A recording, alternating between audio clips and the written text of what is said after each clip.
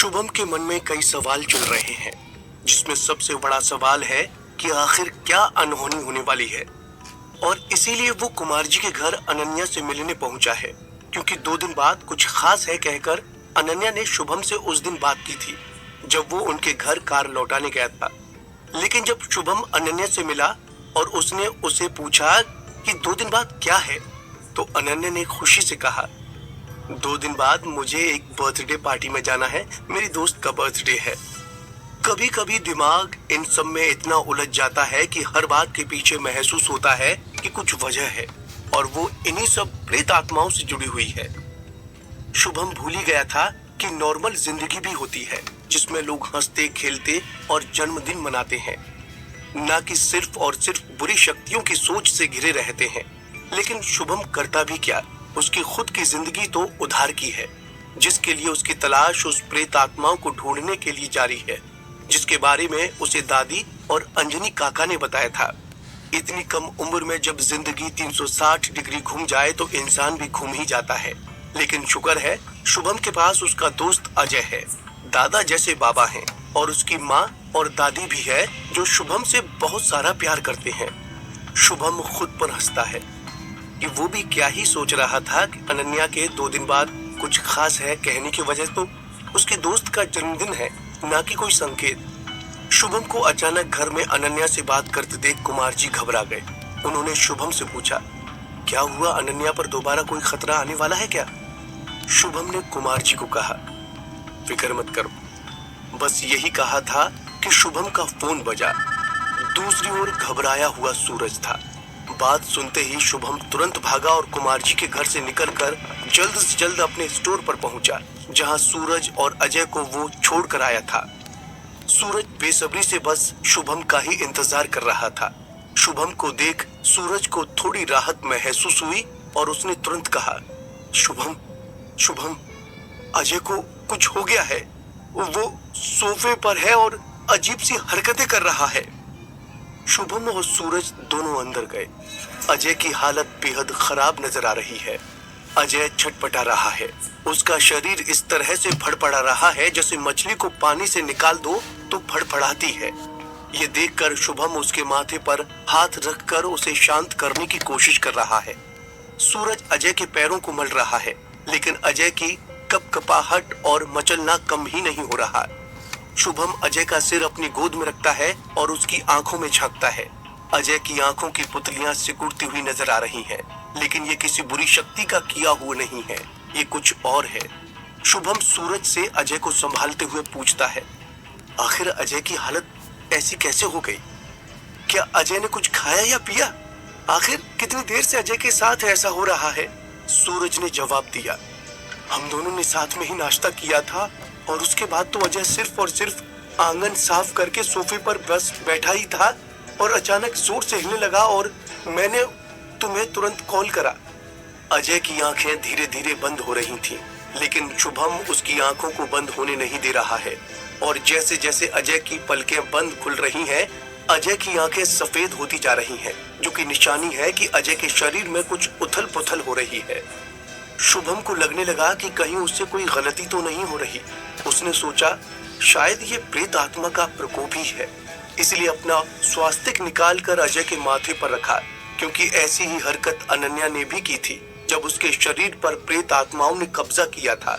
शुभम को अचानक याद आया कि उसने अनन्या को उल्टी करवाई थी, जिसके बाद उसकी उल्टी में वो मंत्रित काले बाल बाहर निकले थे। शुभम ने सूरज को कहा, हमें अजय को जल्द से जल्द उल्टी करवाने की कोशिश करनी होगी। अजय का शरीर शुभम और सूरज के मुकाबले बड़ा है और अजय का वजन भी काफी है। उसे हर जगह से दूसरी जगह ले जाना बेहद मुश्किल हो गया। इसीलिए शुभम ने उसी जगह अजय का ही हाथ लेकर अजय के मुंह में डाला ताकि उसे उल्टी हो, पर कुछ भी नहीं हुआ और शुभम को ये सब करता देख उल्टा सूरज को उल्टी आने लग गई। शुभम ने सूरज को बाहर जाने को कहा और शुभम की नजर अजय के पैरों की चमड़ी पर पड़ी, जो कि उभरी हुई नजर आ रही थी, जैसे कि चमड़ी के अंदर कोई कीड़ा रेंग रहा है। शुभम समझ गया कि अजय के अंदर भृंग कीट घुसा हुआ है, एक ऐसा कीड़ा जो मनुष्य के स्किन के अंदर घुसकर उसका मांस खाकर उसके शरीर को बेजान कर सकता है। ये कीड़े दिखने में छोटे केकड़े के समान नजर आते हैं और इनकी चमड़ी सख्त होती है। ये मनुष्य के अंदर इस तरह से घुसते हैं कि उसे मालूम ही नहीं चले। लेकिन ये कीड़ा ऐसा तभी करते हैं जब उस पर किसी ने तंत्र मंत्र का इस्तेमाल किया हो। और जो कीड़ा अजय के शरीर में हाहाकार मचा रहा है वो भी मंत्रित है और अजय को अंदर ही अंदर नोच रहा है, जिसके कारण अजय बाहर फड़फड़ा रहा है। शुभम ने जैसे ही उस कीड़े को अजय की चमड़ी के अंदर रेंगते हुए देखा, वो समझ गया कि ये चीज क्या है। उसने इन मंत्रित कीड़ों के बारे में अपनी दादा वाली किताब में पढ़ा था और इन कीड़ों को शरीर में आगे जाने से शुभम स्वास्तिक और रुद्राक्ष का इस्तेमाल करके सिर्फ रोक सकता है। लेकिन अगर इसे जड़ से बाहर निकालना है तो इसका सिर्फ एक ही उपाय है, अजय की चमड़ी को काट कर इसे निकाल कर जलाना होगा। शुभम ने तुरंत ही सूरज को आवाज लगाई और उसे चाकू को गर्म करके लाने को कहा, साथ ही सुई धागा भी लाने को कहा। सूरज सब सामान लेकर शुभम के पास चुटकी में पहुंच गया, लेकिन उसके चेहरे पर आश्चर्यजनक भाव थे। वो सिर्फ ये सोच रहा था कि शुभम को इन सब के बारे में कितना कुछ मालूम है। सूरज ने शुभम को बिना कुछ सवाल किए सामने सारा सामान रख दिया। जैसे ही शुभम ने चाकू को उठाया तभी दरवाजे पर दस्तक हुई। सामने कोई और नहीं बल्कि बाबा हैं, जो अपनी यात्रा से वापस लौट कर आए हैं। उन्होंने जैसे ही शुभम को चाकू उठाकर अजय की ओर बढ़ते हुए देखा, उन्हें एक पल के लिए लगा जैसे शुभम अजय का खून करने वाला है। वो दौड़कर आए और शुभम को पीछे धकेला। अजय दोबारा छटपटाने लगा क्योंकि शुभम ने अब तक कीड़े को पकड़ रखा था, लेकिन जैसे ही बाबा ने उसे धकेला वो कीड़ा गिरफ्त से छूटकर गहराई में जाने लगा। बाबा अजय की हालत देखते ही समझ गए कि हुआ क्या है। बाबा ने शुभम की ओर तीव्रता से देखते हुए कहा, मैं जानता हूँ इस मुसीबत का हल क्या है, पीछे हटो। और बस फिर क्या, बाबा ने 2 उंगलियों से अजय के पेट के निचले हिस्से को जोर से पकड़कर मरोड़ दिया और नजर आ रहा था कि वो कीड़ा बाबा की गिरफ्त में है, लेकिन अब भी अजय की स्किन के अंदर ही है। फिर बाबा ने मंत्र पढ़ना शुरू किया। ध्यान से देखो तो बाबा की उंगलियों में त्रिशूल के रूप की 2 उंगलियां भी हैं, जिसकी सहायता से बाबा तुरंत उस कीड़े को पकड़ पाए। सूरज ने बाबा से पूछा, बाबा अजय के साथ क्या हुआ है?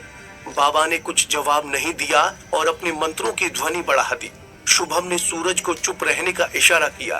धीरे धीरे अजय को स्थिति कंट्रोल में आती नजर आई और अजय का छटपटाना भी कम होने लगा। बाबा ने बताया कि ये कलकत्ता के कुछ इलाकों में तंत्र विद्या से कीड़ों को मंत्रित किया जाता है और उस पर काला जादू कर किसी भी मनुष्य पर हमला किया जा सकता है। और इन कीड़ों को यहाँ तक पहुँचाना कोई छोटे मोटे व्यक्ति का काम नहीं है। इन्हें यहाँ किसी मकसद से भेजा गया है और इसका शिकार अजय बन गया। इस प्रकार के कीड़े छोटे आकार वाले भी होते हैं जिन्हें कई चीजों में छिपाया जा सकता है। यहाँ तक कि पानी में भी इन्हें छिपाकर एक जगह से दूसरी जगह भेजा जा सकता है। जिन चीजों के साथ हम हर दिन संपर्क में आते हैं उनमें कहीं भी ये कीड़े हो सकते हैं। बाबा ने देखते ही देखते चाकू की नोक से कीड़े को जड़ से निकाल कर बाहर किया और फिर अजय की मलहम पट्टी करने लगे। इसी बीच न जाने शुभम को क्या हुआ। अजय की ऐसी हालत देखकर वो खुद को उसका दोषी मान रहा है। शुभम ने बाबा से कहा, बाबा आप अजय का ध्यान रखना, मैं एक जरूरी काम निपटा कर आता हूँ। बाबा ने शुभम को रोकते हुए कहा, मुझे मालूम है तुम्हें कहाँ जाना है। शुभम ने जवाब में कहा, तो फिर मुझे जाने दीजिए। जिसने भी अजय का ये हाल किया है मैं उसे छोड़ूंगा नहीं। वो हो सकता है यहीं कहीं आसपास हो, कहीं वो हमारी नाक के नीचे से ना निकल जाए। बाबा ने शुभम की भावनाओं को समझते हुए उसे शांत रहने के लिए कहा और साथ ही उसे समझाया, तुम्हें क्या लगता है इतने ताकतवर और चालाक लोग तुम्हारा इंतजार करते बाहर खड़े होंगे और तुम्हें मिल जाएंगे? फिलहाल तुम अजय पर ध्यान दो और मेरी मदद करो। अजय का खून काला हो गया, जो जहर का संकेत है, लेकिन बाबा ने सही समय पर कीड़ा निकालकर अजय की जान तो बचा ली, मगर अब अजय के खून को शुद्ध कर उसे ठीक करना बाकी है। बाबा ने कहा, तुम विष को धीरे धीरे बाहर निकालने के लिए एक काम करो, चावल उबालो और जब वो चिपचिपा हो जाए तो उसको जहां जहां घाव है वहां लगाना। शुभम ने वैसा ही किया और अजीब सी बात है, कुछ ही देर में वो कीड़ा अजय के शरीर में नहीं रहा। शरीर के अंदर के ऑर्गन्स भी ठीक हैं। जब चिपचिपा चावल अजय के घाव को छू गया तो बहुत सारी काली हवा बाहर निकल गई। ये गंध बहुत ज्यादा भयानक थी।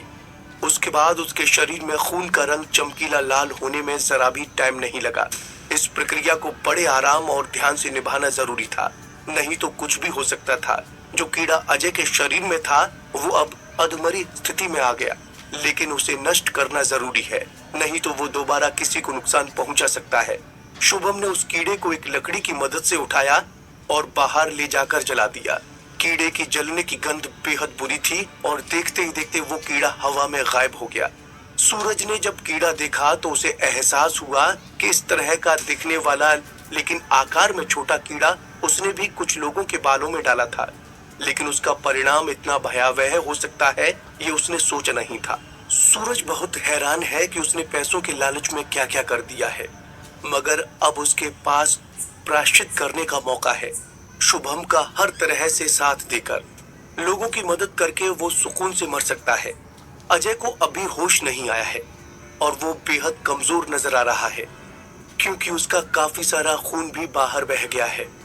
बाबा ने शुभम को अजय के लिए जूस लाने को कहा और सूरज को सफाई करने को। थोड़ी देर बाद जब अजय को होश आया तो उसे ठीक महसूस हुआ।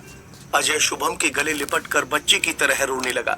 शुभम ने अजय को कसकर गले लगाया और उसे एहसास कराया कि आज अजय को अगर कुछ भी हो जाता तो शुभम का क्या होता। उसे अजय की अहमियत और भी मालूम हो गई। शुभम ने अजय से वादा किया कि चाहे जो हो जाए हम दोनों दोस्त एक दूसरे को कभी छोड़कर नहीं जाएंगे। उनकी दोस्ती देख सूरज की आंखों से अपने आप जैसे आंसू बहने लगे। बाबा ने दोनों के सिर पर हाथ रखा और सूरज को भी अपने पास बुलाकर इन तीनों को समझाया कि जिस राह पर ये निकले हैं उसकी डगर आसान नहीं है। इस तरह के या इससे भी बड़े खतरे उन पर आ सकते हैं, लेकिन जरूरी ये है कि ये तीनों एक दूसरे पर हमेशा भरोसा करें और बुरी शक्तियों को खुद पर या उनके रिश्तों पर हावी ना होने दें। बाबा ने साथ में ये भी कहा कि अब तुमको ये सोचना है कि तुमने किसे नाराज किया, जिसके परिणाम स्वरूप तुम्हें इस तरह की विपरीत परिस्थितियों से दो चार होना पड़ रहा है, क्योंकि तुमसे कहीं न कहीं कुछ तो चूक हुई है। तुम्हें ये बात ध्यान रखना होगा कि जिससे तुम्हारी लड़ाई है वो साधारण नहीं बल्कि कई ज्यादा शातिर है और तुमसे 10 कदम आगे भी। आखिर किस तरह के खतरों का सामना शुभम को करना होगा, किसने भेजा वो वहशी कीड़ा, जानने के लिए सुनते रहिए